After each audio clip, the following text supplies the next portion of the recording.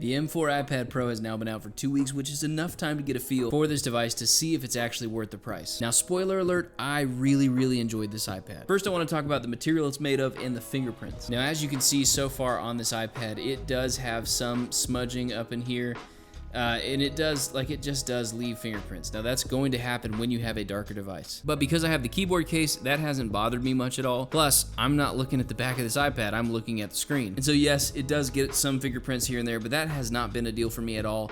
If anything, it matters a lot more to me how the front of the display actually works, but it does get some fingerprints, so maybe, you know, if you're kind of a germ freak and you hate all that kind of stuff, it's not germs that leaves that, but I'm just saying, if that's like, you need this thing to be clean all the time, maybe get the lighter color one, the silver version, because it's just gonna show a lot less of the fingerprints. Next on this iPad, just the sheer thinness of this thing is absolutely insane. Like when you're looking at an iPad where the Apple Pencil is thicker than the actual iPad, that's crazy. So here it is outside of the case. This is so wildly thin right here. Now, one of people's main concerns with this is that it would bend over time. I have not seen any reports of people having bent iPads, and so I just don't think that's that big of a deal. They put a spine down the middle of this thing, and it's really rigid.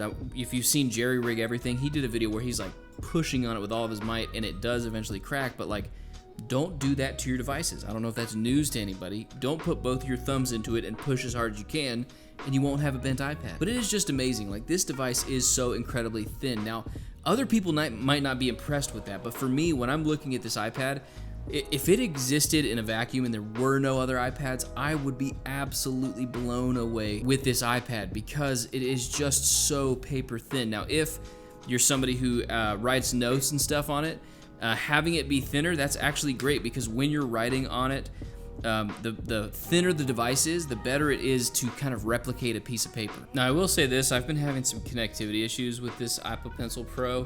I'll connect it to the device, and sometimes it works. Other times I'll connect it to the device, and it like recognizes that there's a pen there, but then it just doesn't work when I'm trying to draw with it. Now, obviously, when I'm trying to show you, it's not happening. But just be aware, with the Apple Pencil Pro, there is some issues sometimes, which I'm sure with just a firmware update, it's gonna be fine. But like I was saying, with this being this thin right here, it makes it so that like if you're actually writing something, it feels a lot more like paper than it is with a really thick iPad. And so if you're somebody who takes a lot of notes, handwritten notes on your iPad, this iPad Pro is really awesome. Some other changes with the last iPad Pro, which is the M2 iPad Pro, they got rid of one of the cameras. Not a big deal. Nobody really uses cameras a ton on an iPad. If you do, that's strange. I have not noticed it for a single second that it doesn't have that extra wide angle lens. It's just a camera on an iPad. As you can see, it does have these 3 dots right here, which means that it can connect to the Magic Keyboard, and that Magic Keyboard's awesome. Actually, let's talk about it real quick. One of the things that I've loved with this Magic Keyboard is the fact that it has this function row up here, and it is incredibly useful. The old iPad keyboard would kind of stick out over the keyboard a little bit more, and so sometimes you hit it while you're typing.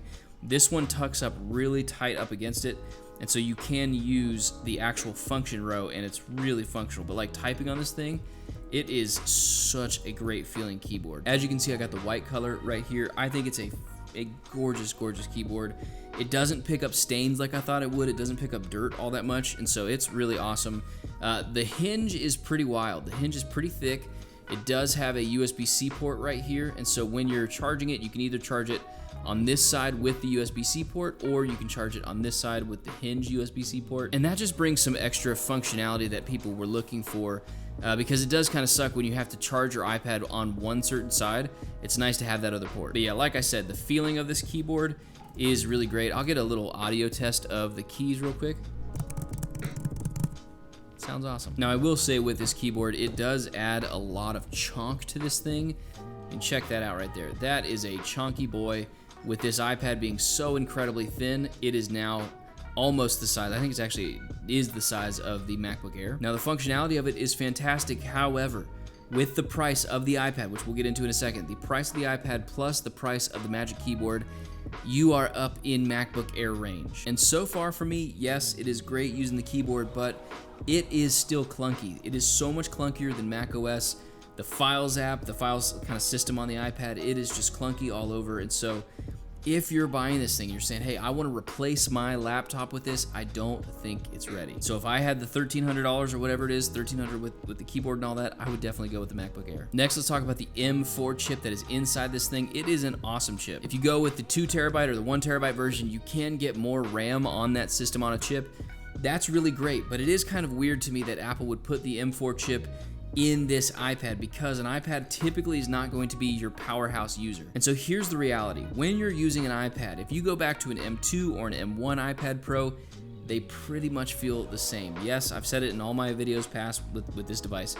You can do video editing, you can do photo editing on this, and it works fantastic, but it also worked fantastic on the M2 and the M1. So like I said, if this device existed in a vacuum, I would be absolutely floored, absolutely blown away. And the cool thing about Apple devices now, they are not expecting you to upgrade every 2-3 years kind of thing. They are expecting you to upgrade over a 5, 6, 7 year period of time. And so if you are coming from the old like 2019 iPad Pros, that's probably now time to upgrade, and then you're going to be good on this device for many, many, many years to come. But really, we need to talk about the main event, why people are buying the iPad Pro, and that's the screen. This Tandem OLED screen looks absolutely gorgeous. It is bright, it's beautiful, the colors, they pop out. The whites are really white, the blacks are inky, dark blacks. It is a beautiful, beautiful screen. And so that is something that is a huge positive on this. With the Tandem OLED, it's got 1,000 nits of sustained brightness. I think it was 1,600 nits of like peak brightness.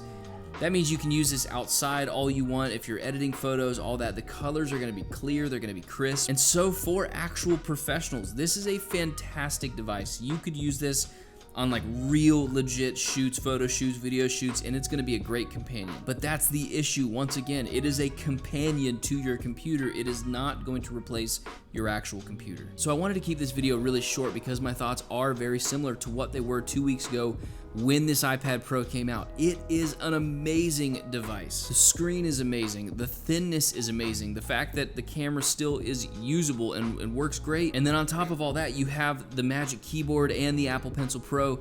It is an awesome device, but once again, what holds this thing back is the fact that it is so expensive. And when you mix that high of an expense with old iPads that are completely capable, then really my advice until iPadOS catches up, which WWDC is coming up in June, it could catch up significantly.